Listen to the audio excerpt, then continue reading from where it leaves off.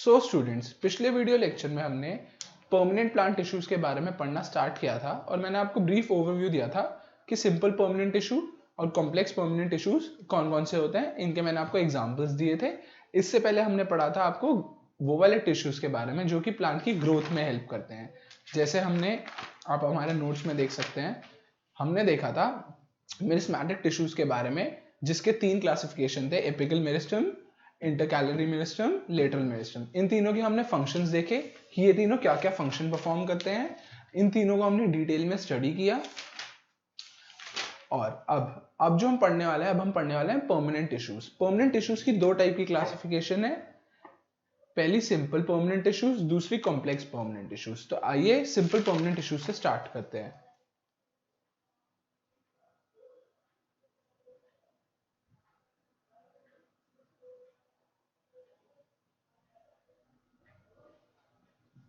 अब simple permanent tissues में हमारे पास जो पहला टिश्यू है, जो पहला केस जो हम पढ़ने वाले हैं, वो है हमारे पास पैरेन्काइमा का।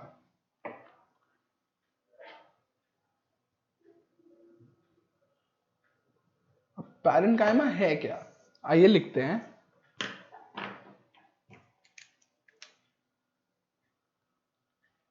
A few layers of cell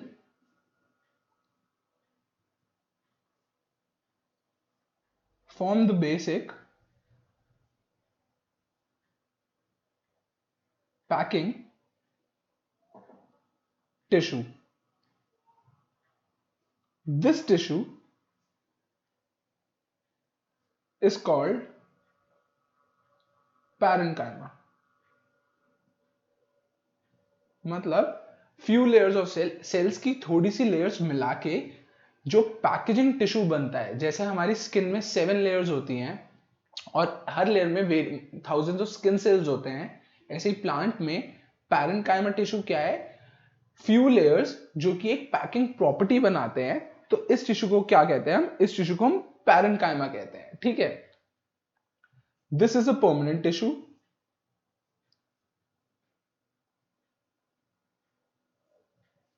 ये टिश्यू परमानेंट है, मतलब एक बार सेल्स ने ये शेप या स्ट्रक्चर, ये फीचर ले लिया, उसके बाद चेंज नहीं होता। ठीक है, अब इसकी प्रॉपर्टीज,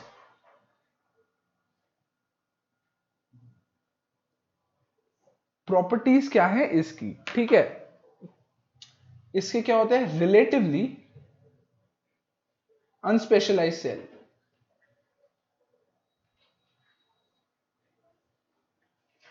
ठीक है, पैरेन्काइमा टिश्यू के प्रॉपर्टीज में हमारे पास क्या है, रिलेटिवली अनस्पेशलाइज्ड सेल्स हैं, थिन सेल वॉल है। ठीक है, थिन सेल वॉल है और दे आर लाइव, मतलब ये जो सेल्स हैं जिंदा सेल्स हैं। ठीक है, फिर इसके बाद they are loosely packed,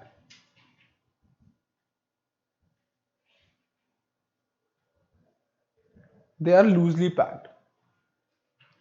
since ये लूजली पैक्ड है, इनके बीच में जो स्पेसेस होंगी, इंटर सेलुलर स्पेसेस, वो क्या होंगी, बहुत ज्यादा होंगी। ठीक है,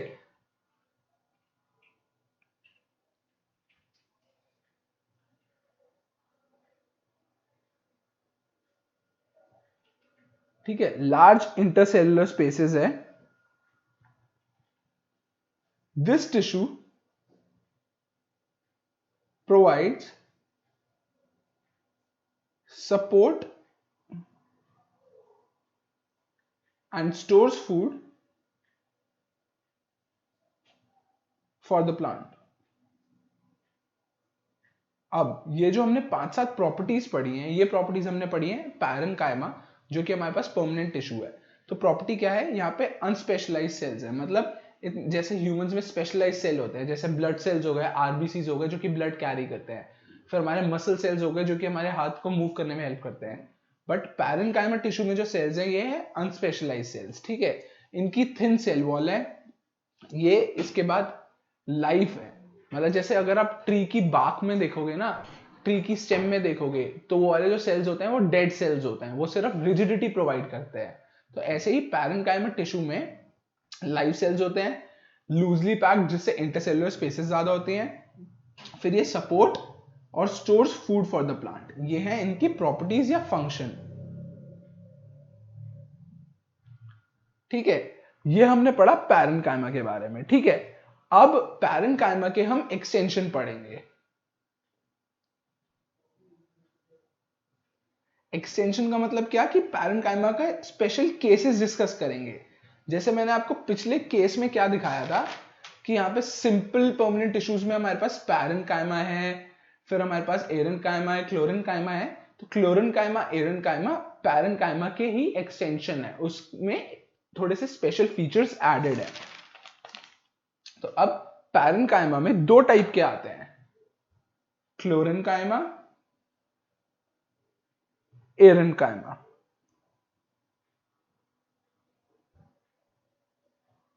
हाँ, तो अब जो हम पढ़ेंगे पैरेन्काइमा में दो टाइप के टिश्यूज, क्लोरेन्काइमा, एरेन्काइमा। आइए हेडिंग डालते हैं। पहला क्लोरेन्काइमा।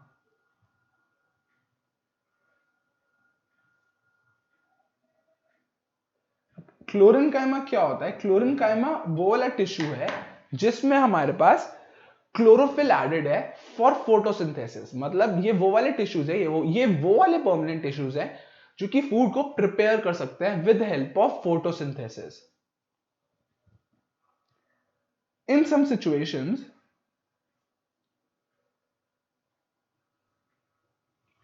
some situations, when parenchyma contains chlorophyll for manufacturing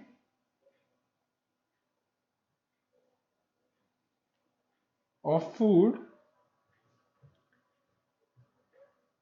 it is called क्लोरेन्काइमा।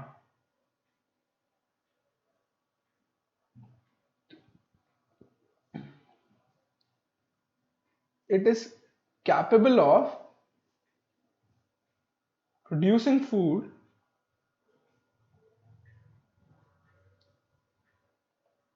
through the process of photosynthesis। ठीक है, ये फूड प्रिपेयर कर सकता है through the process of photosynthesis. ठीक है, अब एक्वेटिक प्लांट्स, अब जो हमने सेकंड चीज पढ़नी है, सेकंड हमें पढ़ना था एरेन्काइमा।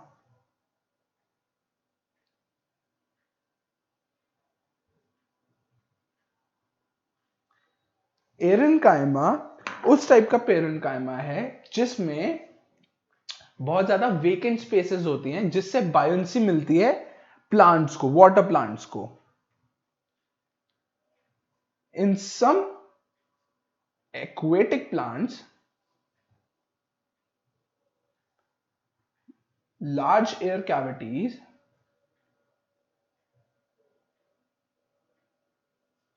are present to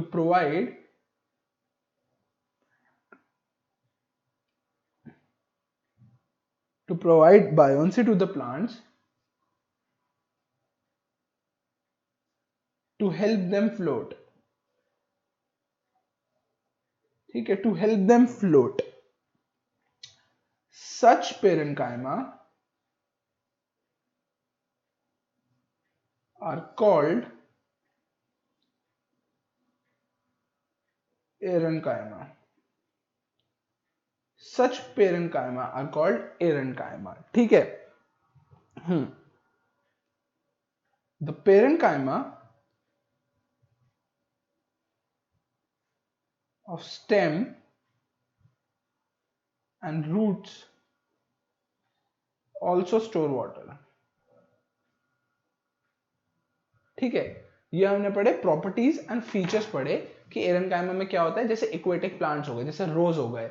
रोज क्या है, अगर लोटस की बात करें, लोटस क्या है, पानी में कीचड़ के अंदर खिलता है। तो ऐसे में क्या होता है, अगर किसी प्लांट को ऊपर वाटर के सरफेस से फ्लोट करना है, तो जैसा हमने फिजिक्स में पढ़ा है बायोन्सी में, एक वुडन लॉग फ्लोट क्यों करता है? क्योंकि उसकी डेंसिटी कम होती है पानी की कंपैरेटिवली और वो ऊपर आ जाता है, जो ओवरऑल एवरेज डेंसिटी होती है। तो ऐसे ऊपर आ जाता है। इसीलिए इन प्लांट्स में क्या होता है, एम्प्टी एयर पॉकेट्स होती हैं, जिससे बायोन्सी की वजह से प्लांट ऊपर आ जाता है।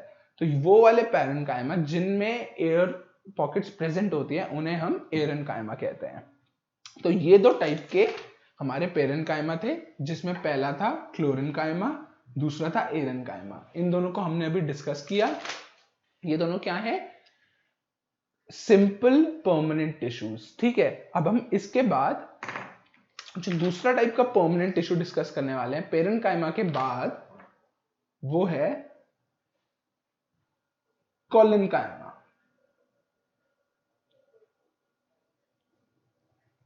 अब जो कोलिनकाइमा है, collenchyma it's another type of permanent tissue.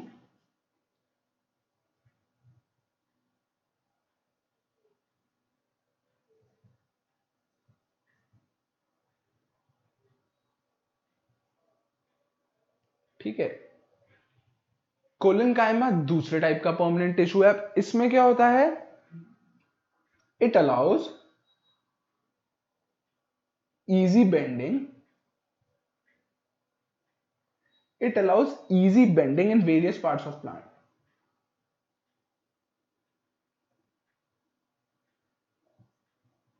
ठीक है, प्लांट के वेरियस पार्ट्स को बेंड करने में हेल्प करता है विदाउट ब्रेकिंग।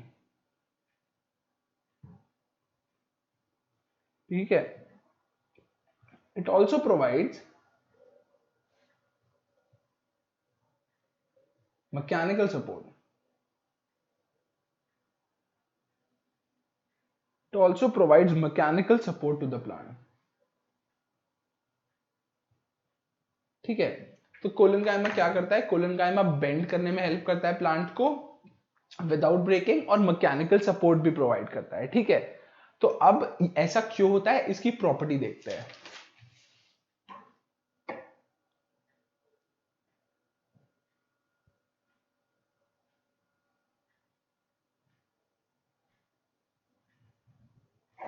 ऐसा क्यों हो रहा है,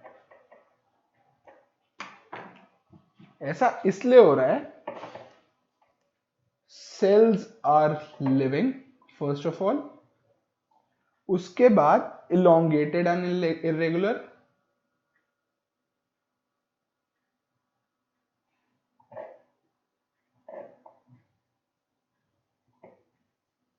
ठीक है, इलोंगेटेड और इरेगुलर सेल्स है, irregularly thickened at corners,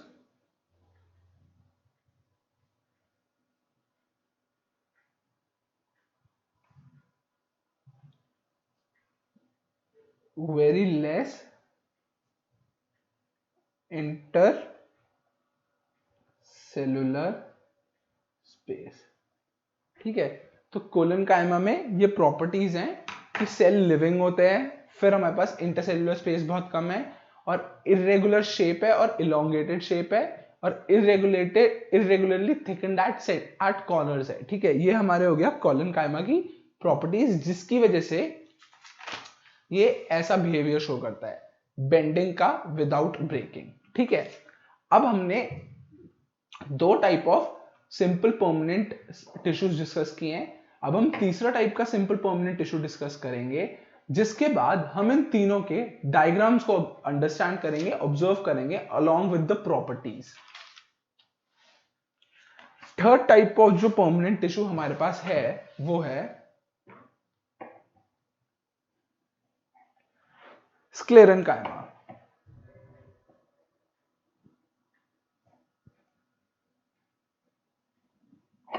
sclerenchyma क्या है,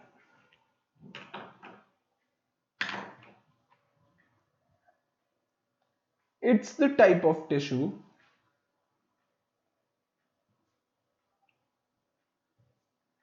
which makes plant hard and stiff।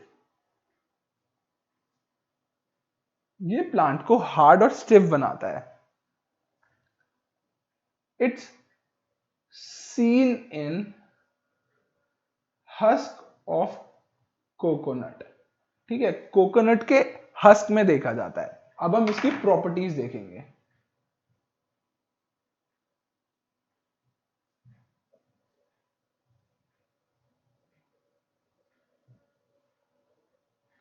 कि ऐसा क्यों हो रहा है प्रॉपर्टीज में। तो प्रॉपर्टीज ऑफ स्क्लेरेनकाइमा में जो हम पहली चीज देखेंगे, long and narrow walls are thickened due to lignin।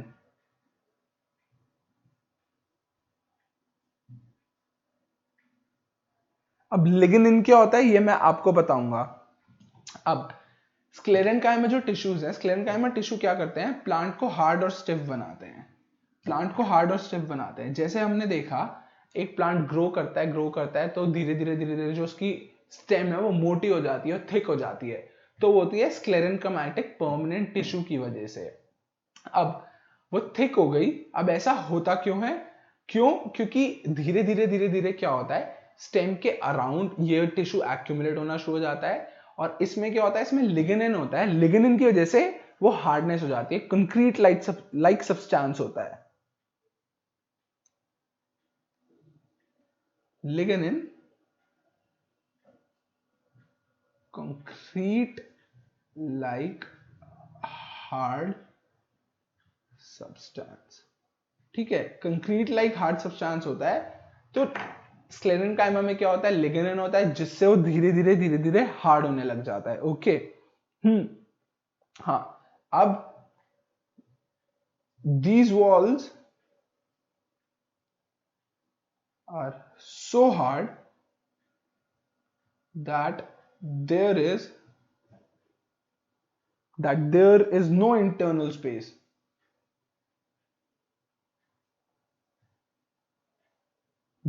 inside the cell।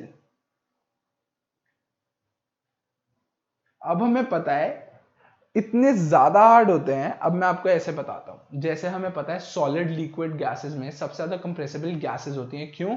क्योंकि उनमें इंटरमोलिकुलर स्पेसेस सबसे ज्यादा होती है, लिक्विड्स में कम, सॉलिड्स में सबसे कम। तो स्क्लेरेनकाइमा टिश्यू का रोल क्या है, इसका रोल है हार्ड करना, हार्ड एंड स्टिफ करना, जैसे कि हमने नोट्स में लिखा है। तो होता क्या है, जैसे स्टेम में लिग्निन डिपॉजिट होता रहता है स्टेम के अराउंड, तो स्टेम हार्ड होती रहती है। अब ये हो क्यों रहा है, क्योंकि जो इंटरसेल्युलर स्पेसेस हैं या स्पेसेस इनसाइड सेल वो इतनी कम है कि अगर आप दबाओ भी तो भी कंप्रेशन का कोई चांस ही नहीं है। सिंस कंप्रेशन का कोई चांस ही नहीं है, इसलिए वो सबसे ज्यादा हार्ड है। तो इसीलिए ही ऐसा होता है। अब ये कहां पे एग्जाम्पल कहां पे देखा जाता है, सीड्स में, hard covering of seeds and nuts, hard covering of seeds and nuts, stem and around vascular bundles.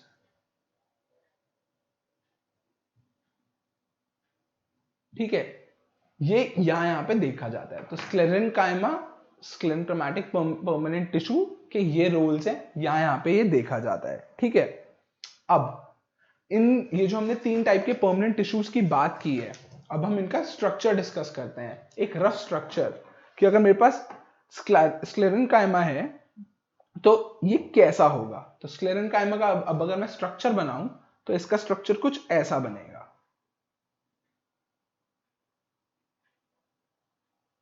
ये आप बुक पे पेज नंबर 71 पे देख सकते हैं।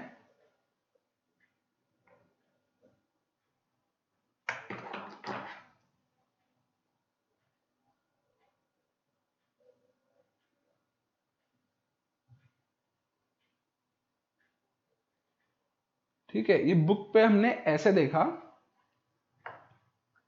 ये क्या है, lignified thick walls, narrow lumen.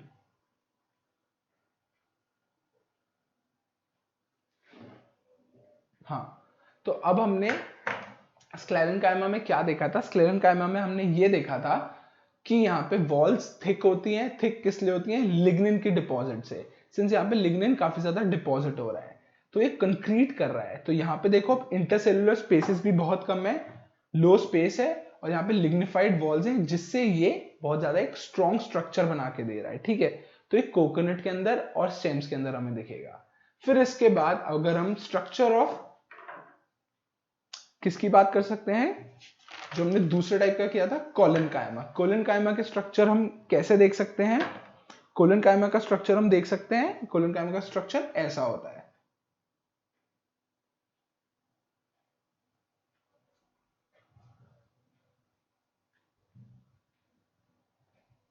Structure of colon कायमा अगर हम ड्रॉ करने जाएं तो स्ट्रक्चर ऑफ कोलन कायमा ऐसा सा होगा।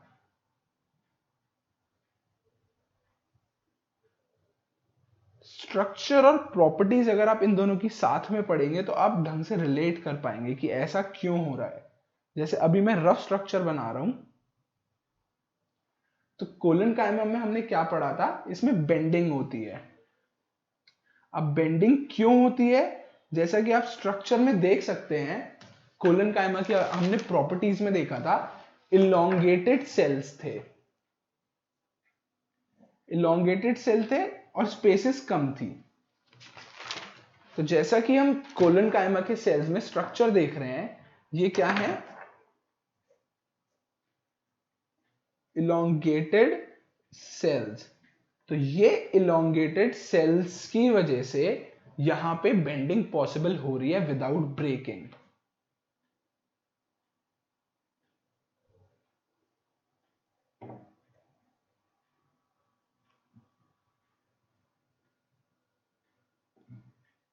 जैसा कि हमने अपने नोट्स में प्रॉपर्टीज में लिखा था, तो अब हमने उसके स्ट्रक्चर के थ्रू भी समझा कि bending is possible without breaking. ये था स्ट्रक्चर ऑफ कोलन कायमा। ये आप पेज नंबर 71 से सारे वेरीफाई कर सकते हैं। अब पैरेंट कायमा की बात आती है।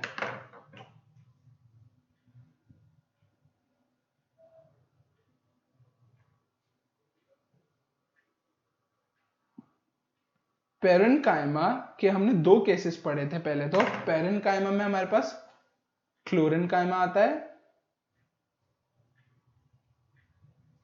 फिर इसमें हमारे पास एरन कायमा आता है। तो जब हम स्ट्रक्चर देखेंगे, हम स्ट्रक्चर फोकस करेंगे पैरेंट कायमा का ही, क्योंकि पैरेंट कायमा मेन था, वो उनकी एक्सटेंशन थी, तो वो सिमिलर होंगी। अब अगर हम स्ट्रक्चर ऑफ पैरेंट कायमा देखें तो वो कुछ ऐसा बनेगा।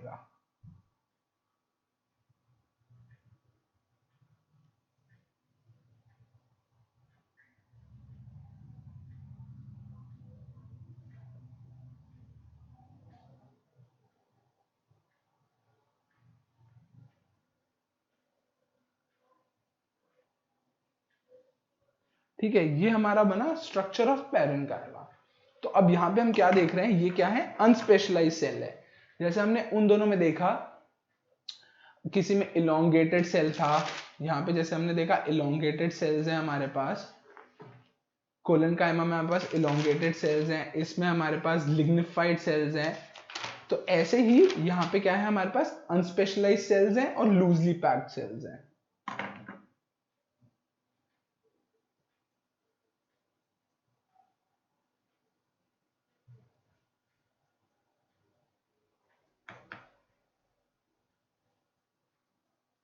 ठीक है, हमारे पास यहाँ पे अनस्पेशलाइज्ड और लूजली पैक्ड सेल्स हैं, जैसा कि हम स्ट्रक्चर को देख के निकाल सकते हैं। तो अभी हमने क्या किया, हमने तीन सिंपल परमानेंट टिश्यूज की स्ट्रक्चर देखा, उनकी प्रॉपर्टीज देखी, उनके स्ट्रक्चर के थ्रू हमने प्रॉपर्टीज को समझा कि अगर पेरेन्काइमा है तो ऐसा क्यों है।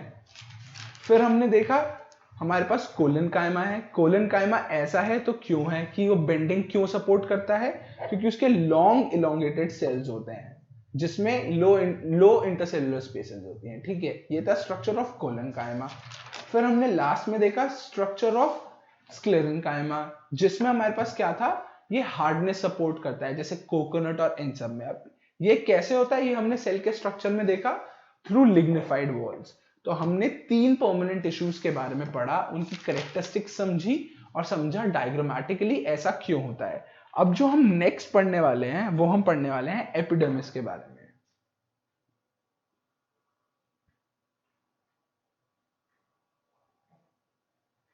अब एपिडर्मिस होती क्या है, एपिडर्मिस अगर आप समझना चाहो, एपिडर्मिस होती है जो आउटर मोस्ट लेयर होती है।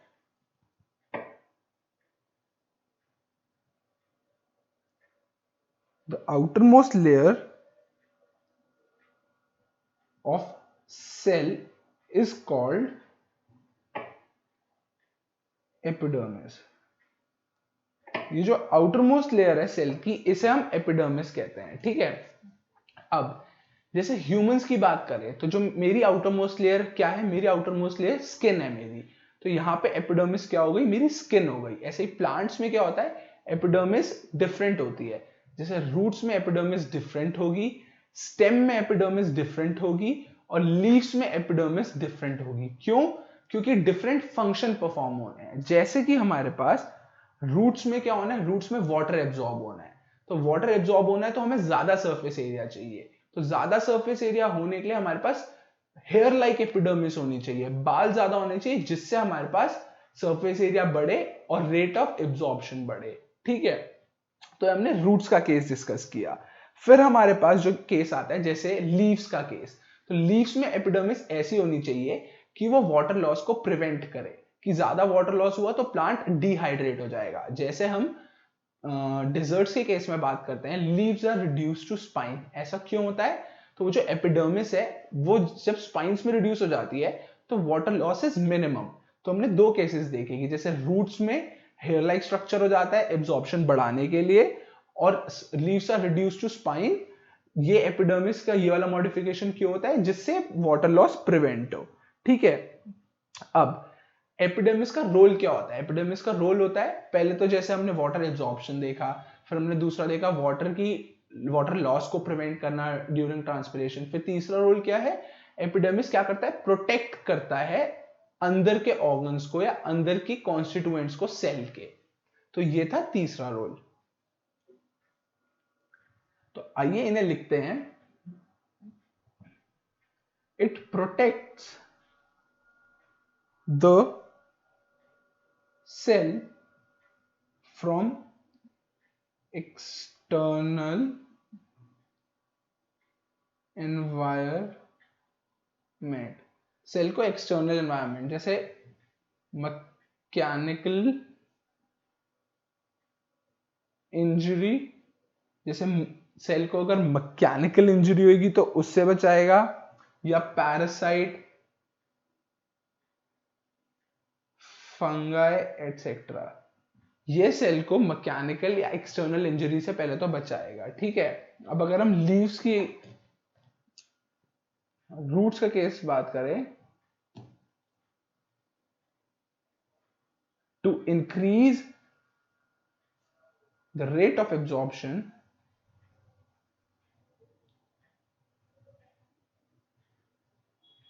Of water have root hair, ठीक है। रूट्स के पास क्या होती है, रूट हेयर होती है। ऐसे ही leaf are reduced to spine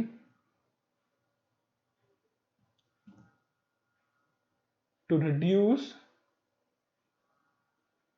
the loss of water during transpiration, ठीक है। Leaves are reduced to spines to prevent the loss of water during transpiration, ठीक है। अब ऐसे ही हमारे पास और क्या हो गए, हमारे पास डिफरेंट डिफरेंट केसेस हो गए। अब जैसे बार्क ऑफ द ट्री है, वो मोटी होती रहती है, मोटी होती रहती है, कैसे होती रहती है, जो लेटरल मेरिस्टम पढ़ा था हमने उसमें क्या होता है, वही लेकिन इनकी डिपॉजिट होती रहती है, होती रहती है, होती रहती है, उससे और मोटी होती रहती है, तो ठीक है। लास्ट पॉइंट लिख सकते हैं,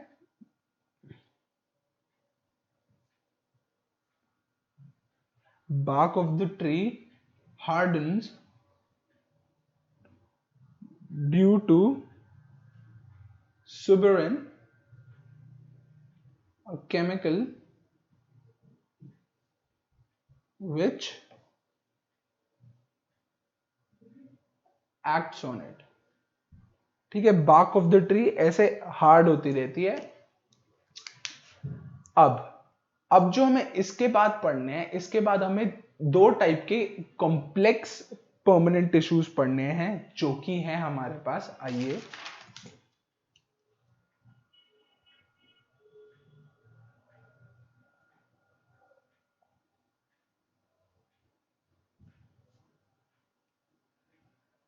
कॉम्प्लेक्स परमानेंट टिश्यूज में हमारे पास जो है एक है जाइलम, दूसरा है हमारे पास फ्लोएम। अब ये, हाँ, ये कॉम्प्लेक्स परमानेंट टिश्यूज क्यों है? क्योंकि ये different different types of cell से बने हैं। जो सिंपल परमानेंट टिश्यूज थे वो सिर्फ एक टाइप ऑफ सेल से बने थे, ठीक है। तो एक कॉम्प्लेक्स क्यों है? क्योंकि made up of more than one type of cell, ठीक है। तो ये जो कॉम्प्लेक्स परमानेंट टिश्यूज हैं ये made up of more than one type of cell है। अब जो जाइलम है, it is responsible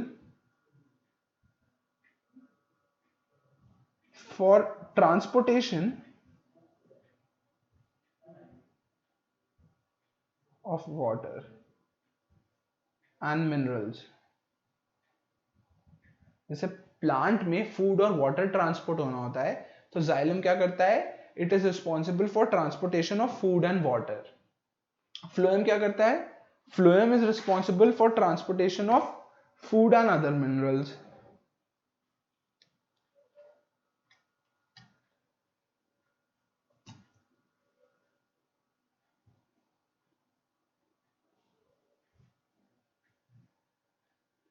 transportation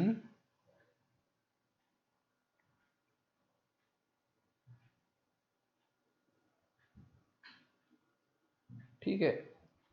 xylem और फ्लोएम में ये होता है मेन डिफरेंस। इसके बाद वाटर का होता है unidirectional movement,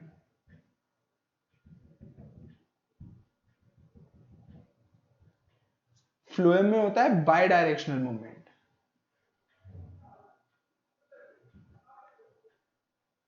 bidirectional movement और यूनिडायरेक्शनल मूवमेंट में फर्क क्या है? यूनिडायरेक्शनल मूवमेंट का मतलब है हमारे पास कि जो वाटर है वो सिर्फ रूट से शूट्स और लीफ तक मूव करेगा, मतलब वो नीचे से ऊपर मूव करेगा।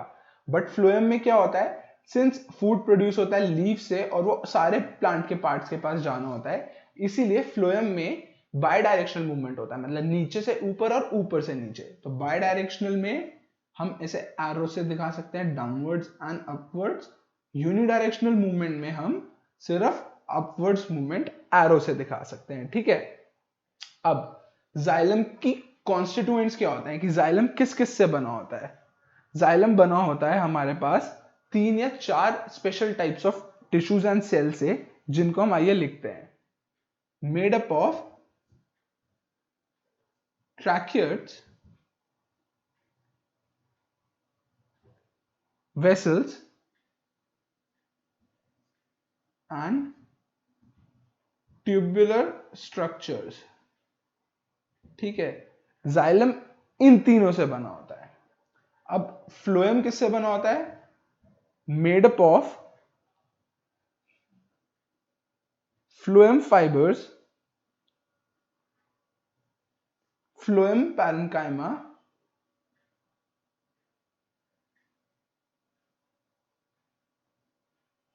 Phloem parenchyma and sieve tubes. मतलब फ्लोएम इन 3 कंपोनेंट से बना है, जाइलम इन 3 कंपोनेंट से बना है, ठीक है। अब ये क्या है?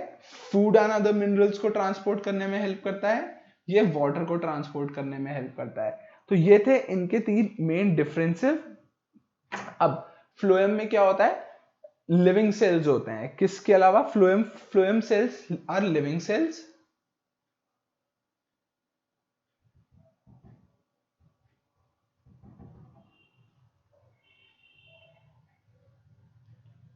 ठीक है, phloem cells are living cells, और जो वहां पे फाइबर्स होते हैं ये नॉन लिविंग सेल्स होते हैं, ठीक है।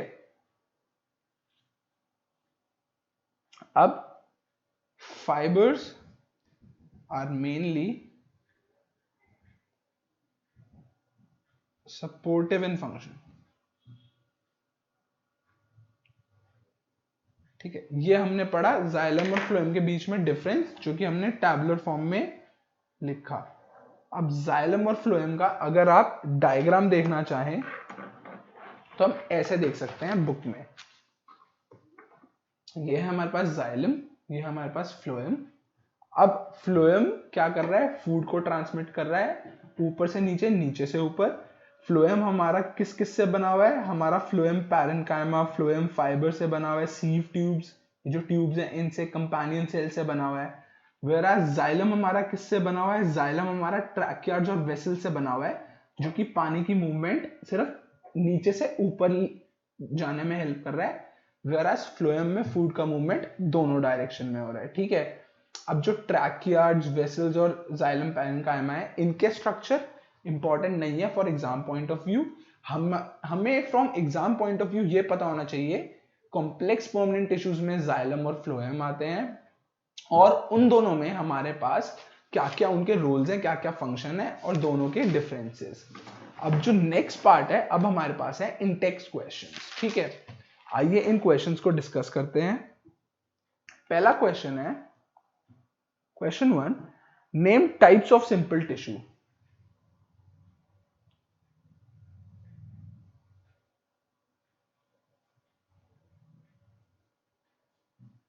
देखिए अभी जो हमने पढ़ा, हमने पढ़े कॉम्प्लेक्स टिश्यूज। अब अगर हम सिंपल टिश्यूज की बात करें तो सिंपल टिश्यूज जो जो हमने पढ़े सिंपल परमानेंट टिश्यूज पढ़े, ठीक है।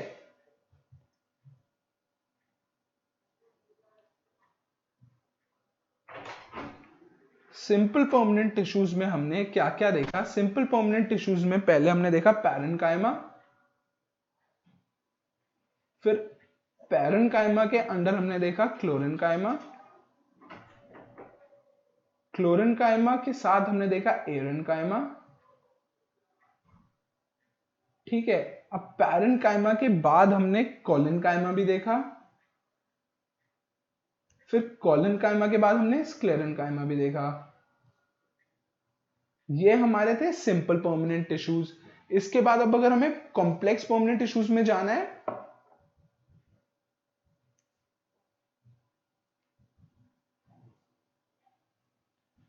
कॉम्प्लेक्स परमानेंट टिश्यूज में हमने क्या क्या पढ़े, जाइलम और फ्लोएम। तो अभी सिंस इन्होंने सिर्फ नेमिंग की बात की है, तो अभी हम सिर्फ इन्हें इनलिस्ट कर रहे हैं। नेक्स्ट क्वेश्चन जो हमारे पास है वो है, what is apical meristem found, where is apical meristem found.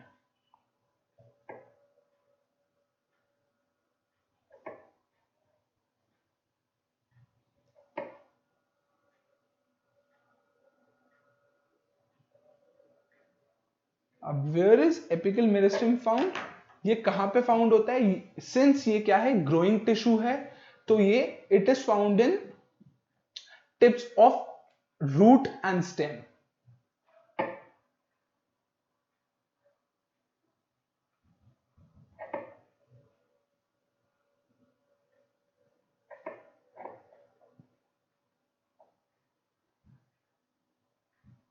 ये क्या है, रूट और स्टेम की टिप्स में पाया जाता है,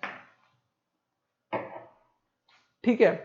next question, which tissue makes up the husk of a coconut.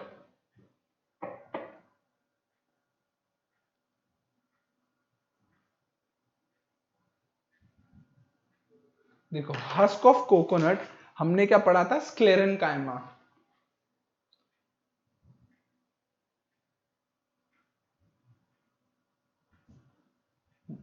Makes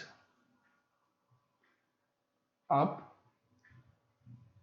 husk of coconut, sclerenchyma husk of coconut को मेक करता है, क्यों, क्योंकि ये क्या है, हार्डनिंग प्रॉपर्टी है इसकी, ठीक है। अब हमारे पास अब जो आता है वो है हमारे पास क्वेश्चन नंबर 4। क्वेश्चन नंबर 4 है हमारे पास, what are constituents of phloem. अब ये क्या पूछ रहा है, फ्लोएम के कॉन्स्टिट्यूएंट्स पूछ रहा है। फ्लोएम के कॉन्स्टिट्यूएंट्स में जैसा कि हमने अपने आंसर में डिस्कस किया था,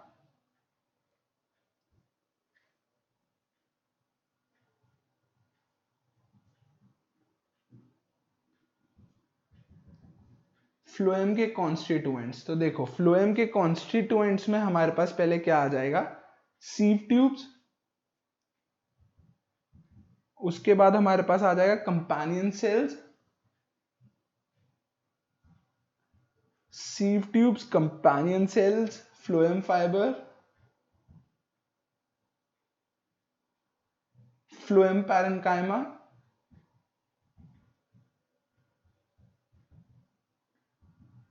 हाँ ये सारे क्या हैं, ये सारे हमारे हैं कॉन्स्टिट्यूएंट्स ऑफ फ्लोएम।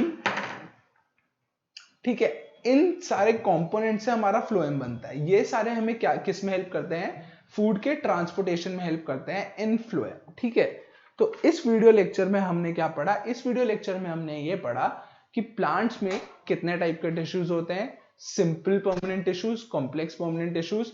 फिर हमने कॉम्प्लेक्स परमानेंट टिश्यूज की क्लासिफिकेशन देखी, जैसे हमने जाइलम फ्लोएम के बारे में स्पेसिफिकली पढ़ा इस वीडियो लेक्चर में कि जाइलम फ्लोएम के बीच के डिफरेंसेस क्या हैं और इन दोनों की रिक्वायरमेंट क्यों है कि, और इन दोनों की मूवमेंट कैसी है, यूनिडायरेक्शनल, बाई डायरेक्शनल, और इनके कंपोनेंट्स पढ़े कि किन किन कंपोनेंट से बने होते हैं।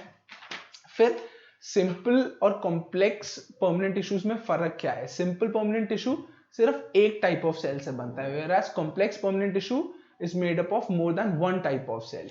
और फिर लास्टली हमने इस वीडियो लेक्चर में पढ़ा था सिंपल परमानेंट टिश्यूज के बारे में, जिसकी हमने क्लासिफिकेशन सबसे पहले डिस्कस की थी ये।